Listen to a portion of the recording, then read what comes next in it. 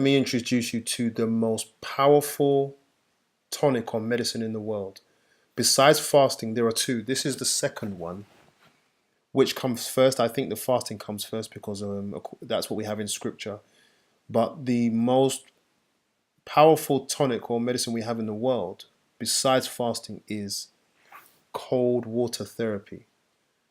Now, I say this, and I believe it 100%, and I've used it myself. And as a matter of fact, as you can see this lady in the image, athletes use it and get the benefits from it. When their muscles are damaged from overwork, they recover extremely quickly by the use of cold water. Okay. And cold water is a therapy that I've looked into that men in the dark ages used this to heal all diseases at the time. There were certain men that knew how to use cold water as a medicine for all diseases, and there are records of people curing cancer by the power of cold water therapy. But the cancer module will come at a later date. Cold water will improve circulation. Now, what makes blood circulate around the body isn't just the heartbeat, but particularly with the extremities like the feet, or the arms and the legs. What makes blood flow is the nervous system, and the nerves can be understimulated.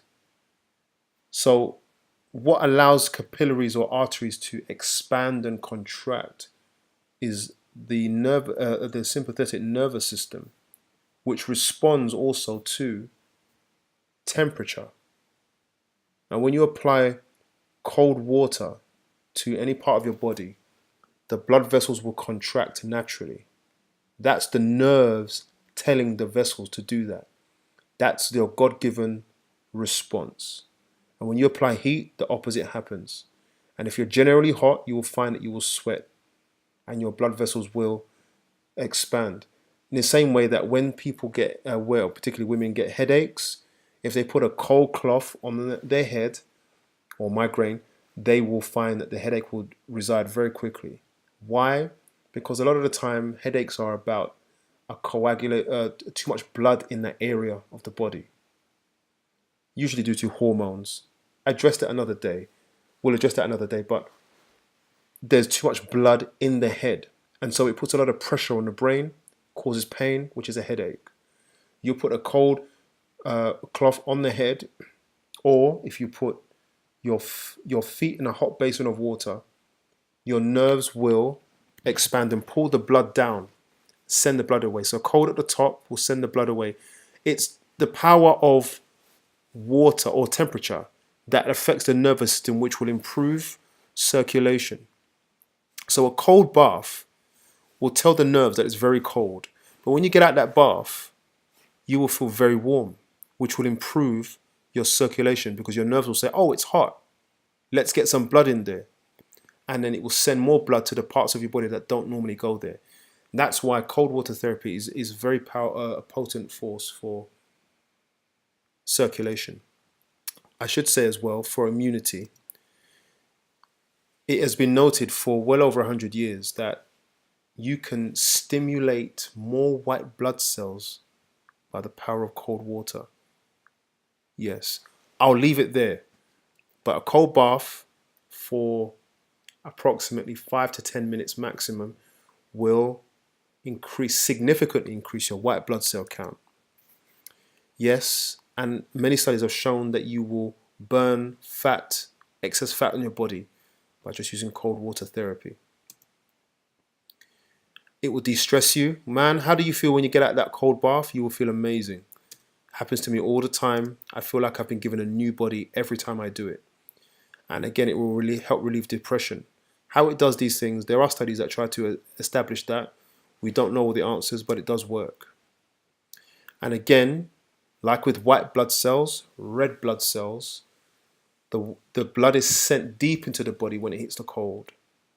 If your whole body is under cold water, your blood vessels will shrink back and the blood has to go somewhere. It will go into the marrow of your bones as well.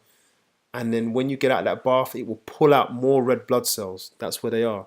So cold water therapy is one of the most powerful forces to heal.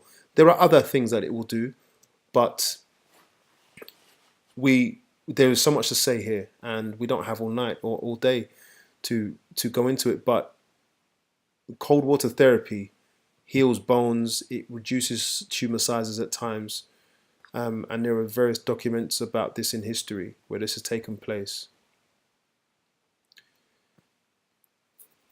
You can. Oh wow! Let's look at this. We are looking at iron deficiency. So we looked at cold water therapy, but let's look briefly at iron deficiency and B12 deficiency and mineral deficiency. And I wanted to throw this in. This came to mind, and I thought, let me share this with you at the end of this module, because we've come to the end of the detox webinar, detox and food webinar.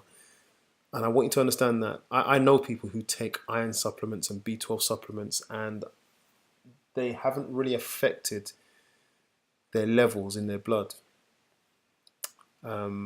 Now, it's important to know that iron by itself doesn't work by itself. You need vitamins such as vitamin C to get iron into the blood cell. And when you're eating and when you're nourishing your body, you're trying to nourish the individual cells of the body.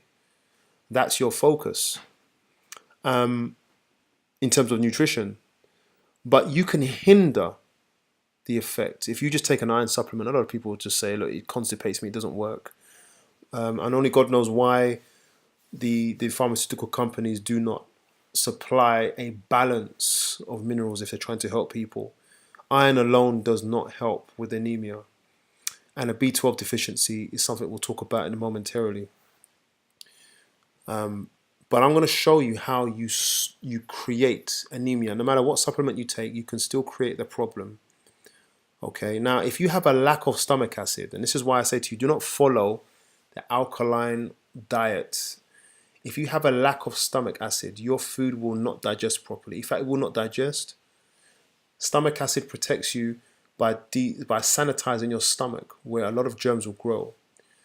And when you do not digest food, as we spoke about earlier, your food will ferment and it will produce alcohol. And alcohol blocks iron and B12 and the use of other minerals. It will not allow them to be absorbed. Okay. Now, looking at the whole B12 issue, sorry, let me go back actually. So for example, if you eat cereal and you add sugar to your milk, or if you just drink milk, it will ferment and it will block iron, and it can create iron deficiency just by eating milk and sugar, which is really one of the best ways to make alcohol in the body is to have milk and sugar together. But looking at B12 deficiency, B12 is not in our food naturally. It needs to be from a fermented source or brewed source, or it's made by yeast. And we have yeast in our gut naturally, and you should, and you need it there. It's essential for your health. Without it, you would be very ill and die. Saying that, the yeast produces B12. So how is it that we pretty much all have yeast, unless we're addicted to antibiotics, which will wipe it out? But if we all have yeast inside of us, it should be producing B12, which it will. How come we do not get it? Well, it's because the B12 is blocked, because the mucus and the junk that's in our gut stops it from being absorbed. There's a barrier, which is all this mucus, plaque, waste barrier that blocks the absorption of B12. So all we need to do is clean the bowel. If you clean the bowel, you will make way for the B12 to be absorbed. It is made in the bowel by yeast. Now, some professionals will say, well, we're going to get B12 from eating meat. And I say no, because you only need a small amount of meat on an irregular basis to top up your B12. But even then, I know people who eat meat and still have B12 deficiency because the meat that they're eating is causing a lot of mucus buildup and stopping it from being absorbed into the body. Again, we're solving one problem and creating another. Ultimately, keep your bowel clean, eat the right foods, and you will not have a B12 deficiency. You can take supplements. Again, Brews Yeast is a great one. But you can't. But it ultimately feed your flora, your intestinal flora. And one of the great products you can use for that is, again, psyllium, the fiber that we have. It likes bacteria. The bacteria in our gut likes psyllium.